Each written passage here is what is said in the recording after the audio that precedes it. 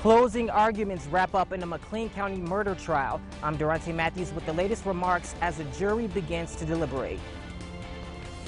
Well, Peoria County departments are pushing for more money. I'm Treasurer Roberts, and in just a moment, I'll tell you how the county board plans to make it happen. And using her journey as a motivation, tonight an update on this homecoming Cinderella. But first, will March Madness basketball continue to play in Peoria? Thanks for watching. I'm Matt Sheehan. Kimberly and Rebecca have the night off. Illinois High School Association board members are expected to vote Monday on where the tournament will happen for the next 4 years. As Janie Bowman shows us, local leaders and businesses hope the tournament is here to stay. 1996, Peoria has hosted the IHSA boys basketball tournament. We've had such a storied history with the IHSA tournament for the boys basketball tournament last 25 years. Monday, leaders will vote on whether the boys tournament will stay in Peoria. The city could also be picked to host the girls tournament. J.D. D'Alfonso, president and CEO of Enjoy Peoria, says the Civic Center is an ideal venue for both tournaments. We can have the basketball tournament and just walk across the hall to an experience. And tournament weekends draw huge crowds to the city. It brings a ton of people in, great people that we always like to see on an annual basis. Players, parents, and fans stay in hotels, eat at restaurants, and shop nearby. The economic impact is about $4 million over the 2 weekends. Qdoba manager Jeremy Berger says business booms during tournaments. They come in, they spend a lot of money, they have a good time.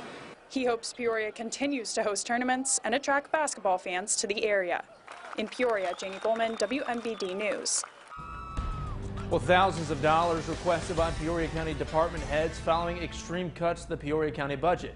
Treasurer Roberts joins me now. Treasurer, what will some of this money be used for? Matt, today the county board chairman Andrew Rand announced potential alterations in the budget by more than $800,000. The Peoria County State's Attorney's Office, Sheriff's Office, and Election Commission are asking for more money. The Election Commission Executive Director says the governor of Illinois is expected to sign a bill into law that mandates local election officials to increase vote-by-mail options. The director saying this creates a unique challenge, one they'll need more money to take on. Democracy begins at the ballot box, but you have to have access to the ballot box to make sure that you also have democracy. The director says they want to make sure all the tools are in place for the election to be fair and secure. Coming up on WMBD News at 6, I'll tell you why the state's attorney's office is requesting more than $100,000. Matt. All right, Treasurer, thanks. Another agency getting some help, the State Department of Transportation. This money coming from the federal government. The Federal Transit Administration says it's spending $57.5 million to Illinois. The money will help cover operating expenses for public transit providers impacted by the COVID-19 pandemic. The money will also help cover implementation of new safety requirements.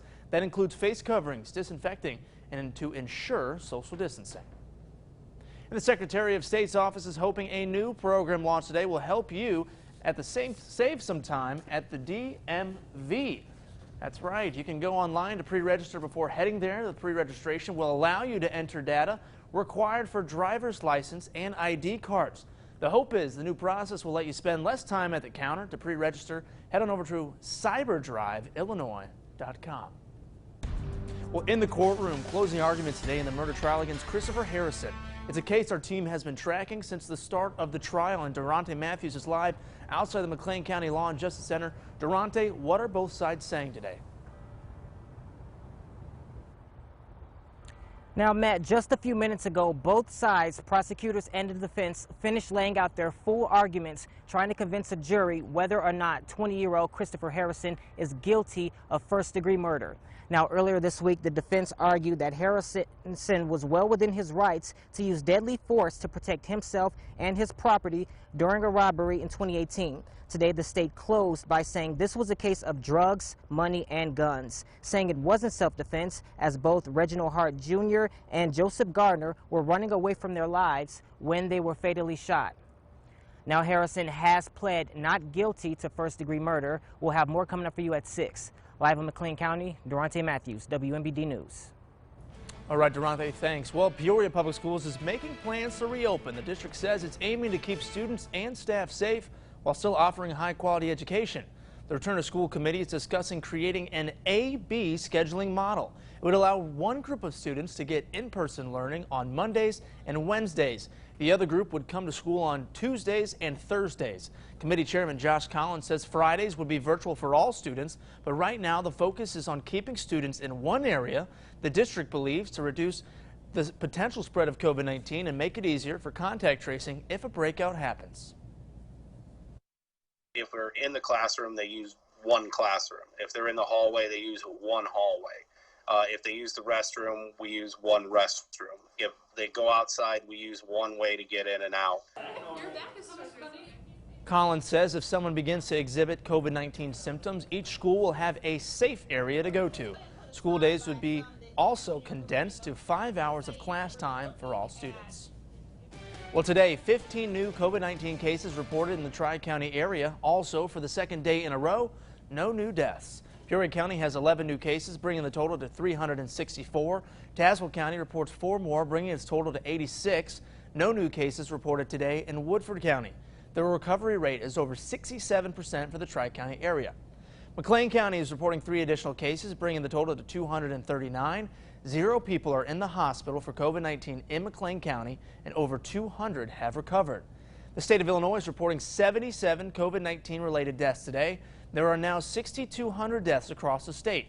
595 new cases were reported today. The statewide total now at 131,198. The recovery rate has increased to 93%. In a close call after a drunk driver crashes into 2 police vehicles in Washington Thursday night.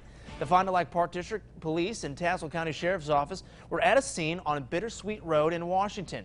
The call was originally to search for missing hikers.